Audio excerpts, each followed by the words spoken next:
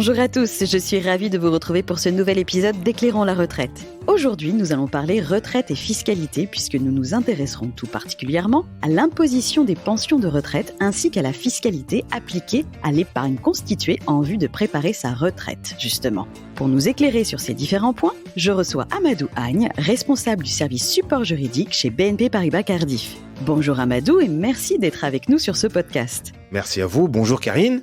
Pour commencer, expliquez-nous ce qu'est une pension de retraite. La pension de retraite s'agit d'une pension qui est versée au retraité suite aux cotisations qu'il a versées. Elle est constituée de la retraite de base et de la retraite complémentaire. Et comme tout revenu, elle est soumise à l'impôt sur le revenu et aux cotisations sociales. J'en profite pour préciser à nos auditeurs qui souhaitent en savoir plus sur la retraite de base et la retraite complémentaire qu'ils peuvent écouter ou réécouter nos podcasts qui y sont dédiés. Mais revenons à notre pension de retraite. Qu'en est-il de son régime fiscal ? Comme tout revenu, la pension de retraite est soumise à l'impôt sur le revenu après un abattement de 10%. Rappelons que l'abattement, c'est la réduction légale de la base d'imposition qui permet de calculer le montant de l'impôt sur le revenu. Et la pension de retraite est aussi soumise aux prélèvements sociaux. Donc le taux d'impôt sur le revenu est calculé en fonction de l'ensemble des revenus déclarés et dépend de la situation personnelle du retraité. Elles vont être taxées selon le revenu fiscal de référence. En 2021, le revenu fiscal de référence est celui de l'année 2019 qui figure sur l'avis d'imposition 2020 et qui est pris en compte par l'administration fiscale pour établir le barème d'impôt sur le revenu. Précisons que la retraite de base est exonérée de cotisations de sécurité sociale. Elle s'applique uniquement sur la retraite complémentaire au taux de 1%. Arrêtons-nous sur la CSG qui fait partie des prélèvements sociaux applicables aux pensions de retraite. Pourriez-vous préciser comment choisir de la déduire du montant de l'impôt sur le revenu ? Les pensions de retraite sont soumises aux prélèvements sociaux, parmi lesquels figure la CSG, qui vise à financer la sécurité sociale en taxant directement les revenus des contribuables, particuliers et professionnels. Donc cette CSG peut être déduite du montant de l'impôt sur le revenu au moment de la déclaration d'impôt sur le revenu en année N+1. Donc on peut préciser que la CSG est déductible, mais pour qu'elle soit déductible, il faut impérativement que les revenus soient soumis au barème progressif de l'impôt sur le revenu. Pension de retraite, assurance vie, etc. Si je comprends bien, il faut prendre en compte à la fois la fiscalité et les prélèvements sociaux pour évaluer le montant net de ma pension de retraite à partir de son montant brut. C'est bien cela ? Tout à fait. Donc au moment de votre départ en retraite, ou quand vous évaluez votre pension, les caisses de retraite vous communiquent un montant annuel brut. La différence entre le brut et le net va dépendre de votre revenu. C'est lui qui va déterminer le taux d'imposition et celui des prélèvements sociaux. Donc en tout état de cause, l'écart entre le brut et le net sera moins important que lorsque vous étiez en activité. Vous le mentionniez précédemment, le prélèvement à la source s'applique sur les pensions de retraite. Mais concrètement, comment cela fonctionne-t-il ? Sur la base de votre déclaration de revenus, votre taux de prélèvement à la source est défini et appliqué tous les mois sur votre pension de retraite, comme cela se passe pour les salaires. Schématiquement, vous déclarez votre revenu, l'administration fiscale calcule votre taux de prélèvement et le transmet aux caisses de retraite qui vont se charger de le prélever. Donc le calcul du taux continue de se baser sur l'ensemble de vos revenus,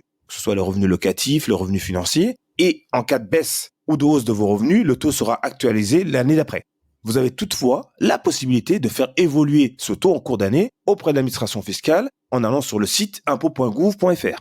Passons maintenant à l'épargne retraite. La fiscalité applicable diffère selon le type de placement. Ainsi, si je prépare ma retraite en investissant sur un contrat d'assurance vie et ou sur un PER individuel, la fiscalité sera différente d'un placement à l'autre. C'est bien cela ? Oui, la fiscalité qui est appliquée au contrat d'assurance vie n'est plus celle des revenus, mais celle des placements financiers. Et cette fiscalité dépend de l'option choisie, donc que l'on soit à l'impôt au barème progressif ou au PFL. Alors là, ça va concerner les plus-values dégagées sur les primes versées avant le 27 septembre 2017, ou au PFU pour les plus-values dégagées après cette date, et aussi du mode de sortie, que l'on soit en rente ou en capital. Sur le PER, la fiscalité dépend des versements effectués par le contribuable, c'est-à-dire s'il s'agit de versements déductibles ou sur option de versements non déductibles, du mode de sortie, capital, rente, et des sommes investies sur les différents compartiments, compartiment numéro 1, numéro 2 ou numéro 3. Arrêtons-nous sur ces différents points pour bien les comprendre. Première hypothèse, j'investis mon épargne sur un contrat d'assurance vie et je choisis une sortie en capital. Quels seront les grands principes fiscaux applicables dans ce cas ? Alors, dans le cas d'une sortie en capital, cela va dépendre de la date de versement et de l'ancienneté du contrat. Pour les primes versées jusqu'au 26 septembre 2017, donc en cas de rachat partiel ou total, les produits financiers générés par l'adhésion, c'est-à-dire les plus-values, sont soumises à l'impôt sur le revenu, soit au barème progressif, qui va s'appliquer à défaut de choix de l'adhérent, soit sur option de l'adhérent au prélèvement forfaitaire libératoire. Et ce taux varie en fonction de l'ancienneté du contrat. Pour les primes versées à compter du 27 septembre 2017, donc en cas de rachat total ou partiel, les produits, c'est-à-dire les plus-values qui sont générées par le contrat, sont imposables au PFU. Lors du rachat au taux de 12,8 pour un rachat qui est effectué avant 8 ans et au taux de 7,5 pour un rachat qui est effectué après 8 ans. Ce prélèvement est effectué par l'assureur, quel que soit le régime d'imposition choisi et quel que soit le montant des versements qui sont réalisés. C'est un prélèvement qui n'est pas libératoire de l'impôt sur le revenu et qui pourra faire l'objet d'une régularisation opérée par l'administration fiscale dans le cadre de l'imposition sur le revenu. Deuxième hypothèse, j'investis encore mon épargne sur un contrat d'assurance vie, mais cette fois, je choisis la liquidation en rente viagère. Quelle sera la fiscalité dans ce cas ? Alors, lors de la sortie en rente, c'est-à-dire au moment de la liquidation, les plus-values seront exonérées d'impôt sur le revenu, mais soumises aux prélèvements sociaux au taux de 17,2%. Au moment de la perception, la rente est soumise à l'impôt sur le revenu et aux prélèvements sociaux au taux de 17,2%. Après un abattement allant de 30% à 70%, ce taux variant en fonction de votre âge au moment de la liquidation de la rente. Enfin, dernière hypothèse, j'investis dans un PER. Pourriez-vous nous expliquer rapidement la fiscalité appliquée aux sorties en capital ou aux sorties en rente issues de mes versements volontaires ? Alors, les versements peuvent faire l'objet d'une déductibilité fiscale. Mais sur option, vous pouvez décider que les versements ne seront pas déductibles de l'impôt sur le revenu. Alors, lorsque nous sommes en présence d'un versement qui est déductible, la rente est soumise à l'impôt sur le revenu après un abattement de 10%. Elle est soumise aux prélèvements sociaux au taux de 17,2 après un abattement allant de 60 à 70% et qui varie, comme nous l'avons évoqué, selon l'âge au moment de la liquidation de la rente.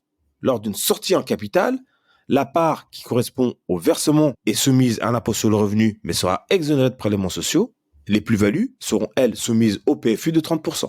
Pour les versements non déductibles, la rente est soumise à l'impôt sur le revenu et aux prélèvements sociaux au taux de 17,2 après un abattement allant de 60% à 110%, ce taux, rappelons-le, variant en fonction de votre âge au moment de la liquidation. Et lors d'une sortie en capital, seules les plus-values seront soumises au PFU de 30%. Merci de cette réponse claire et concise, Amadou. Un épisode de nos podcasts est d'ailleurs dédié à tous les détails de la fiscalité du PER.